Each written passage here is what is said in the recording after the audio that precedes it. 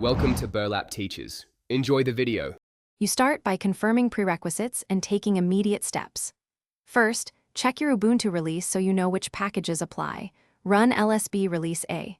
Once done, if the GUI terminal crashes, open a TTY with Ctrl plus Alt plus F3 and login.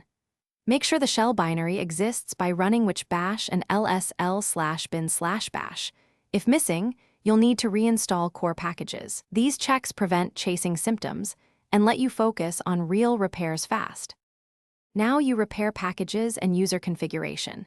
You should reinstall the terminal and its dependencies with sudo apt-get install reinstall gnome terminal to restore missing files.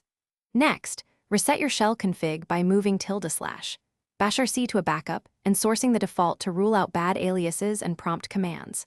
Once done, run sudo dpkg configure and review /var/log/apt/history.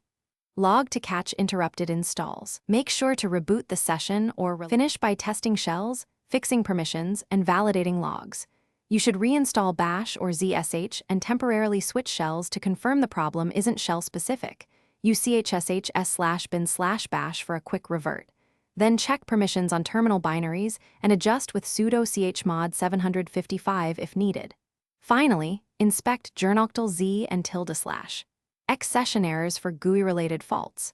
If things still fail, one key troubleshooting tip: create a new user. If the terminal works there, the issue is per user configuration and can be narrowed down quickly.